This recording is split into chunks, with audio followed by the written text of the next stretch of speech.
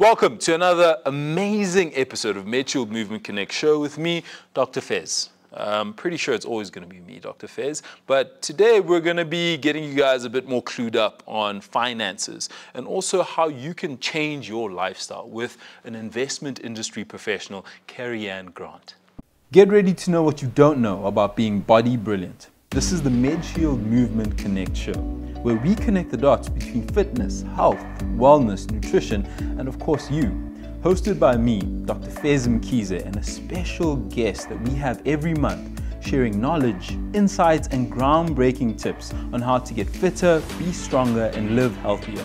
Turn up the volume and listen close. Today you amplify. It's the Medshield Movement Connect show. Let's go. Carey-Anne, thank you so much for coming and speaking with me. I mean, your story is absolutely amazing. I can't wait to unpack it. Cool. Thank you for having me. You are a financial kind of advisor, am I correct? Not necessarily a financial advisor, but I do have my postgrad in financial planning. So in the industry, I can financially plan. I just don't necessarily give out the advice, but I educate people to go and make the informed decisions for themselves or refer them to a good financial advisor. But yeah, definitely financial planning. It's just very interesting because, and the reason why I bring it up is that we've talked about kind of how one can have a number of things you pay for that will help you at the end when it comes to financial buffering. Absolutely. This kind of concept of financial buffering. Would you mind explaining to the people at home how things like medical aid can assist with buffering things? Absolutely. It's almost kind of like any kind of insurance that you take out, right? You take out your car insurance, your pet insurance, your house insurance for the potential rainy day. Not necessarily that it's going to happen tomorrow. You might not even ever cash it out, but it's in the extent that this would potentially happen. Very the same with health insurance. So we call it medical aid here, but if you look at it that way, you are insuring your health. Then we have your life insurance, and that is for the end of life, right? So sometimes we end up prioritizing those kind of things that we can put value on. Like you say, you'd rather have your car insurance or your house insurance because if that's gone, you can see it. We don't preempt our health declining. We don't preempt accidents. And then when the time comes and you haven't put provisions for that in place, then are you choosing between finance and your life? Do I go to a government hospital or do I, probably shouldn't say always that. The question. Always no, the question. But genuinely, your level of healthcare and potentially saving your life was what you do today. So it's all about that planning for a potential future and potentially something going wrong down the line. And it's taking that risk, right? You might be paying every single month and nothing ever happens. But when it does happen and it costs 100,000 Rand, what is going to happen when that does happen? So when we even talk about buffering, I think it's potentially setting yourself up for success in all the areas that you can potentially do it. And medical aid is one huge one of them. Accidents really happen and they are very, not downwards of even 20K. So very important in terms of planning for your life. It could be the difference between your life and death at the end of the day. And similar like any kind of insurance. It's very true. And I know it's just interesting because from your perspective and how you describe it, it's very apt. And from my side, I've had a number of people come in, be it casualty or sitting across from me in a practice, and something has happened and you thought, not me. I'm 40, I'm 30, I'm still young, and then this particular instance happens and now you have to roll with it. And it is your life, and you only get this body, and it's the only thing you can actually live in. And you can imagine, right, at that stage, your health has declined. You've gotten probably some bad news sitting across from yourself, and the last thing you want to think is, can I pay for this? I think that is where it probably would be that extra added stress is probably going to decline your health even further when you're thinking money or my health, and the two should be together. It should say, I've made provision for this potential day that happens in the future, that eventual rainy day. And I think, you have probably got quite a bit of heartbreaking experience in this, but we should all be ensuring every element of our life that is something that could potentially happen in the future. And sometimes we notice that we put things on today things, right? Like you look at your cell phone and you're like, oh, I need to make sure that this baby doesn't get lost or this does not get stolen. And again, not looking internal because you're not a doctor. You don't know what's going on inside there. You don't know what accidents happening around the corner. So we put it on tangible things. I'm going to insure my car. I will insure my house. I'll even be honest. After I recently left my recent job and I was unemployed for 2 months. So obviously everything else goes backwards, right? You don't contribute to any of these things. And then I started on contract work. And oddly enough, the last thing I got was medical aid. My cats were insured, so they can get sick. Oh, you have to make sure the cats, the car was... Lucy's okay, yeah. That is close. It was Lexi, but that was really close. Good one. Yeah. But, and that is exactly it. The last thing I thought about was like, ooh, what happens? Self. Exactly, because you can't quantify it, right? You don't know enough to say, I don't know what's going to happen. So we can dive into that for days, but absolutely, yes.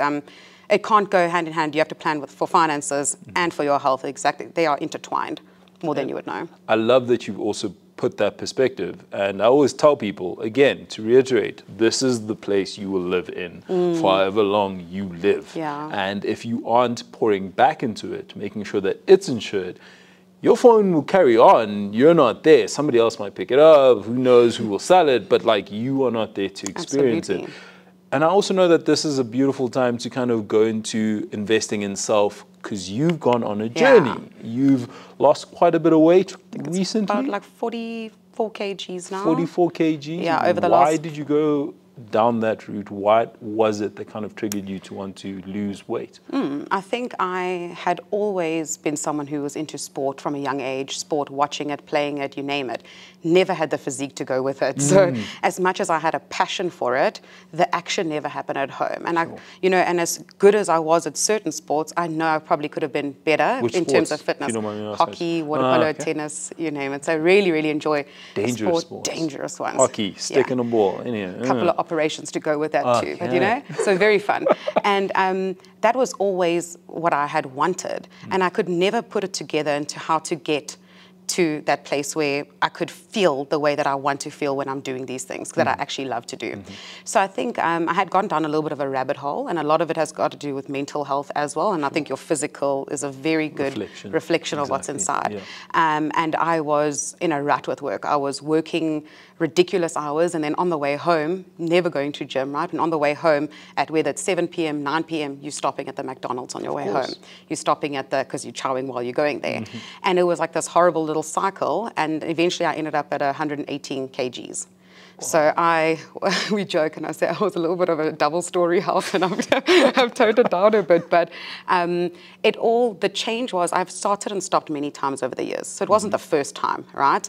It was many times I say, okay, now is going to be the time where my life changes and I lose the weight. And it was always short little bursts of, cool, the diet works for a week, and then you resort to your old habits. So my big change and my big turning point was actually during the pandemic. The first hard lockdown, I was living alone in Cape Town in a tiny little flat, and we all get to say, hey, you're not going anywhere now. And I knew probably a lot of people's health was going to decline, mental, physically, during this time. You can't go to the gyms. Exactly. And I decided to take an opposite approach. I was like, you know what? This is probably going to be, no one's going to see you for months. I'm like, let's go and do this thing, have the work at home. You're not even going to have to go out there. Because everything actually was in my control, right? I had to cook at home. I had to exercise at home. There was no external people saying, let's go for this drink here, let's go and have this cake here or whatever. It was fully in my control. And that is where it actually kick-started, whether the workout happened in my little lounge and I ran a 5K in the lounge that was like 10 meters. Or I heard of those. So you actually did the in your house 5K, 10K, that's literally impressive. Anything that I could get my hands on, like an old paint thing, I would sit and do all the things with, and run in the parking lot downstairs. And after hours, you weren't to be allowed outside, so I was there in the dark, like, who is security going to see me? And from there, it kind of kick-started, and I was like, okay. And it actually, when people speak about lifestyle changes, I used to think it was like, how do you even, that's such a thrown around word, how do I change what I've been doing for the last 25 years? How do I change that? And it was daily habits. What is in my control? I know the formula. I have to drink lots of water, I have to eat well, and I have to exercise.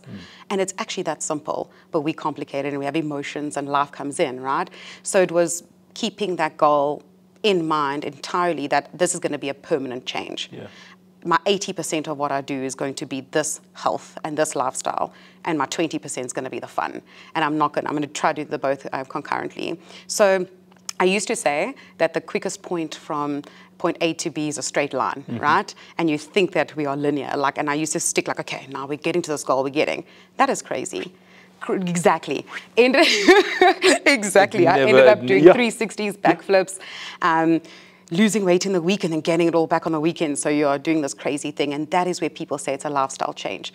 You can't say, I'm going to do this diet, because you're like, what is this diet? Because your body's not, you're not going to do that forever. Exactly. So it really is shifting your mindset. And how do you even do that? And it's daily habits. It's falling off and getting back on and falling off and getting back on, until over time you realize 4 years later, hey, I enjoy eating well. I enjoy going to the gym. I feel better.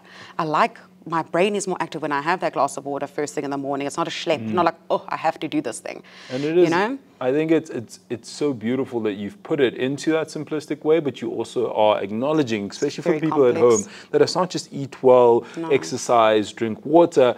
There's a bunch of stuff in between that makes it a bit more tricky. And somebody once actually said, one of the biggest secrets is that once you get fit, it's easier to stay fit.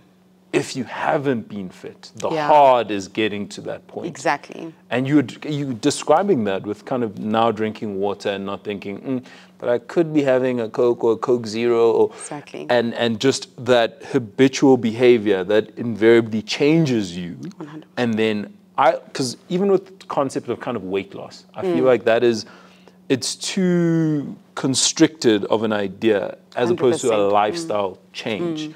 Because it is the lifestyle that then ends up giving you whatever the result might be. And I think that's something that you That is actually, I've never even thought about it the way that you've just said it, and that is exactly it. Still to this day, I'm not where I want to be in terms of what I think is going to be my body goal. And I no longer call it a weight loss journey. It is my life, it is my fitness, it is, so people will still ask me like, how many more kgs? Or what is your goal weight? And I'm like, I haven't been on a scale in a year and I feel the best I've ever been. Mentally, I see it on my clothing. I see it on how things fit me or how I feel, right?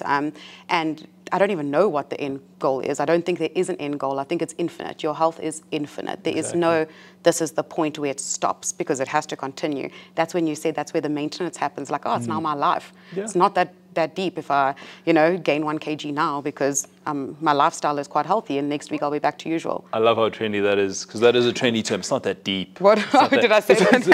But it really is, because at the end of the day, I mean, as somebody who's also, I've always loved kind of moving and being, and somebody will ask and be like, oh, are you targeting something? Or is there, I'm just like, how do I target something? Because once I've hit that, I wake up the next day. And then something else.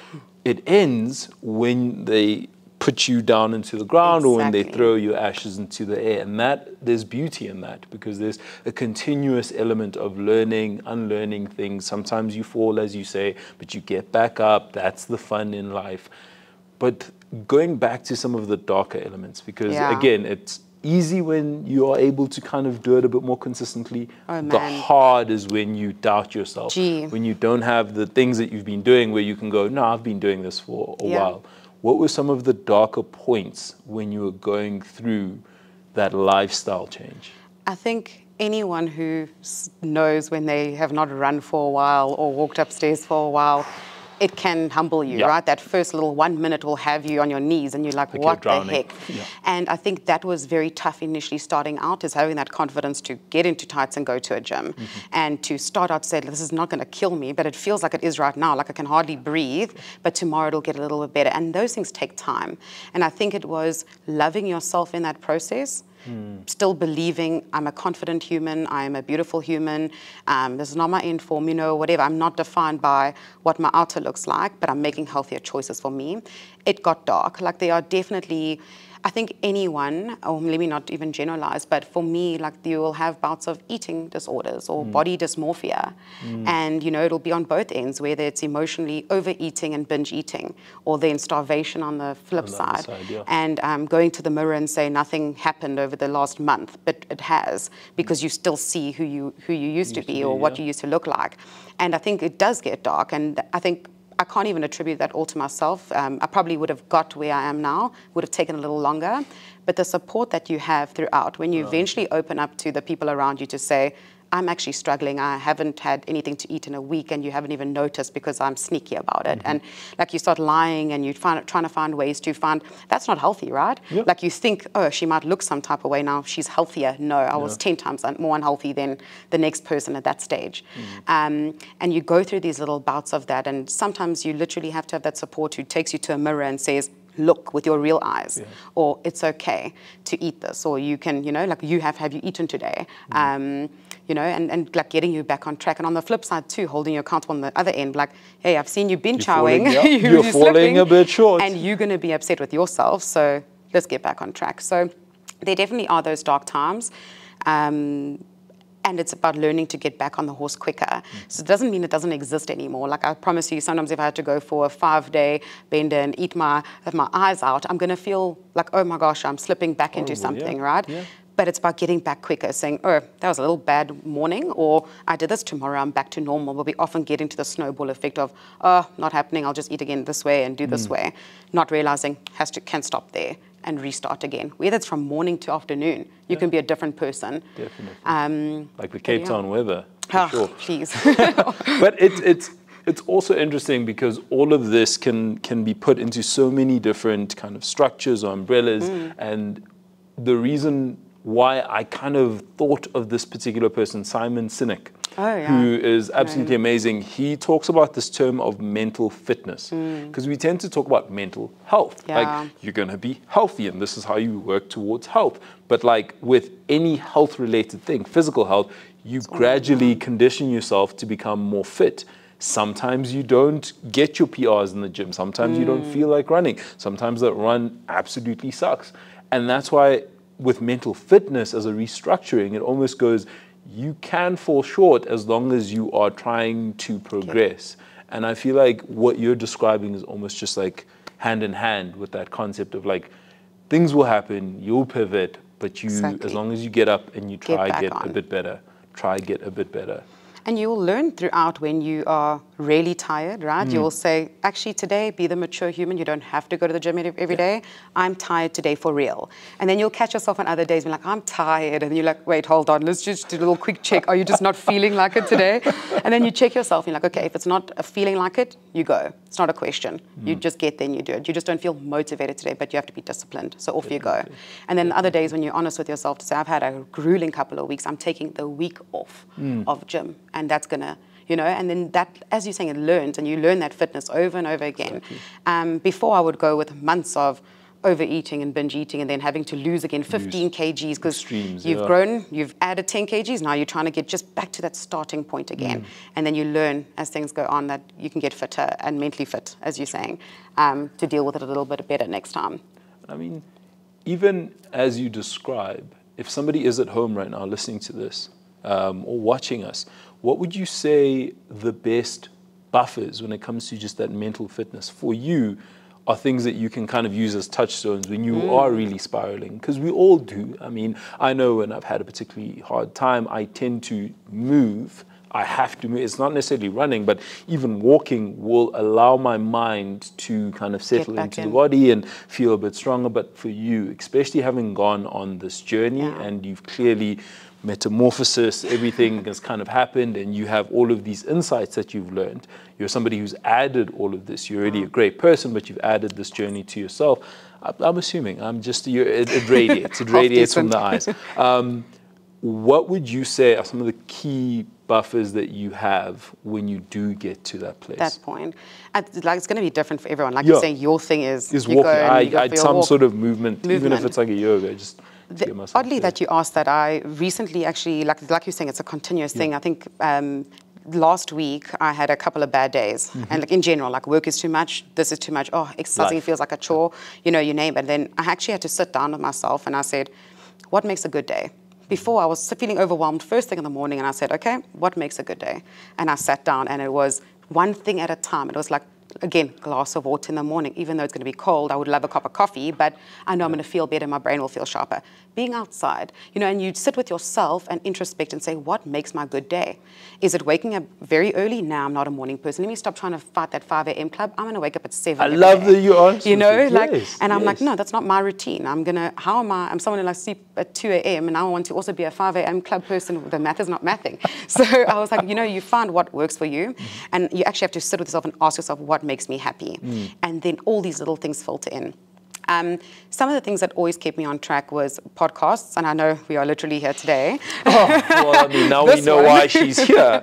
But like, I don't even want to shout out to other podcasts, let me not do that here, but small, short small, short podcasts, like your 5 minutes, your 7 minutes, you name it, and that you find your little message for that morning and say, hey, I'm back on. And it's whatever it is, it's how to keep determined, how to remain disciplined, how to find peace in your everyday life, because that all feeds into how you're gonna, I wanna go to gym today because of these reasons. A few other times where I was more harsh on myself, there are quite a few quotes that I will use. And one of my most fantastic leaders that I had at my previous company, he used to say this to me in general in life. And he used to say that effort and motivation are overrated. Success is a function of discipline. And then you say that again. So my energy and my motivation, overrated. Discipline is what's going to get me there. Again, those days where you say, I don't feel like this, or oh, I would love a burger and chips instead of going to the gym. Those are the little things that like kept me on. Those podcasts that I used to listen to, my favorite songs, you know, like you can even go for a nap right before gym and say, hey, you're going to have to get up and get hyped just now. So the thing is, I didn't give myself a choice some days. Yeah. So you say, maybe I'll go to gym later. You give yourself this beautiful opportunity not to. Yeah. It was a question of when. What time am I going to go to gym? So my self-conversation had to change. Not, I have to go to gym today. It's like, oh, when I go to gym today, I'm going to think about nothing. It's my time, my space. And it completely changed for me. Now that is my sanctuary. When work gets a bit much, I'm like, I'm going to step away. No one can touch me there. If you try to call me, I'm going to ignore you. And no one has to speak to me. But that's discipline. That's the beauty of it. Because you've literally made a promise to yourself. And there are many people who go, self-confidence and self-esteem is the relationship you have with yourself and the promises you fulfill for yourself. Because if you know you can trust yourself, then you can actually back yourself. Yeah. And that's what the confidence comes in. So I love that you've actually implemented it in that way. But before I get into, I have a rapid fire segment. Everybody knows what it is. Be scared. Be scared. It's quite harsh. I want to ask you, as a person who knows finances and can kind of speak on this, I don't know if you do prep work when it comes to the nutrition that you have. Because you talked about you'd go out and you'd kind of be with friends and you'd eat. Do you find that there is a benefit in terms of the financial access to being able to prep and have your own food, and as opposed to going out and kind of meandering and having a good time? Absolutely. Does that make more of a financial sense if you're being fiscal? Well, yes, of course, because you know yourself, if you're going to make a burger at home, it doesn't have to be unhealthy, right? Like you can put your chicken breast on your burger, you get your buns, and you can make your own chips in the air fryer. That is going to cost you probably 60 Rand or whatever it is if you're going to be cooking for multiple people, right? Like Woolies. Okay. Woolies a little bit more, maybe 80, but inflation. But if you're going to go out, you're going to tip. You're going to be buying alcohol at a higher price compared to going and getting your glass of wine at the shop and coming home and cracking it open. Definitely finance comes in, your Uber to there, you know, you name it. With that being said, that should be your 20%. At 100% should. If that's what you enjoy to do, you go off and you do that in that limit, right? For your day-to-day, you're not ordering food every single day. You're not doing these things every single day. That gets expensive. 100%. Even if you're ordering healthy, that gets expensive. Very true. But if people say healthy food is expensive, and definitely will be if you're buying it from someone else, go look at a packet of carrots. It's like 8 Rand. You know, like you go, I don't know where I'm getting my carrots from, but maybe it's like, am I going to the wrong stores? But genuinely, it's not that expensive if you're going to go get spinach in a certain way. But we want the nice healthy things, right? The bougie healthy things, exactly. So the rare tofu, the setons, planning is the key word that you keep using, whether it's financial, meal planning, that's planning, and that is exactly it. It can get expensive if you don't plan and you want to eat healthy because you're going to go and buy an expensive thing. But if you've planned for meals for Monday, this is what's happening. Then I know that those little 2 mealies that I pop into the microwave are only 20 bucks. This is what I'm doing. So it's going to be more nutritious for you and better on your pocket at the end of the day. Very true. And your health. Discipline. That's the word I'm loving that you keep kind of bringing or alluding to. Now, rapid fire, please. The whole thing here is rapid fire. Clearly, you're a sharp mind. Now, I'm going to need you to tell me your top 3 most motivational humans you've come across that have helped you pivotally in your journey. Number 1. It's rapid. Oh, it's just rapid. Oh, yeah, it's my father. 1. Your father. Why your father? My father himself always motivated me, loved sport, was there at my practices, always told me I could do anything I wanted to be and do everything to the best of your ability or don't do it at all. That is what Dad says. and he brought her into the world. So that He was part a two donor. maybe is the first. Yeah. Number two. Two would probably be my fiance. Okay. Also into health and fitness, and he was the one that will take me straight to the mirror to say, "Get your head on. You look great today." It is not just about that. This is your life. I love it. So fiance. So can we just see if you're okay there? Oh, okay, fiance. Oh, yeah. Okay, number two. Should have been number one with a ring like that. But number three. Number three. Oh goodness. Ooh, come on, rapid fire. Dun, dun, dun, dun, dun. Nobody I'm else? burning in the fire. Nobody else motivated you? Not necessarily in fitness. Let's talk in life in general. Just life, humans. Number three. Burning in the fire. Fez, I don't know if you know about him. He's this other doctor. Yeah. Oh man, he's actually a great Half health decent. practitioner. He's done a couple of things with men's health. He's all about Okay, like that's loving enough. He's not oneself. that good. Okay, sorry. I would have gone with Kaz, but Ooh, thank maybe looking in the mirror is a bit too lofty for you. Maybe, just a little the fact bit. that you've changed up your lifestyle, you've given all these nuggets, you've saved Myself, them. I actually. There we go. Cool, myself. And I think that's you. the exact part we're going to clip and make sure everybody knows, because self-work, Yeah. that is what you've gone through, and I feel like you are an energetic, charismatic human. Thank you so much you. for sitting down with me, Thanks, Fez. sitting down with us, and giving us all these nuggets. And that is another informative, energetic, and charismatic, I'm trying to say charismatic episode, but like Kaz is here, but you guys know, Charismatic. you know how I am. See you on the next one.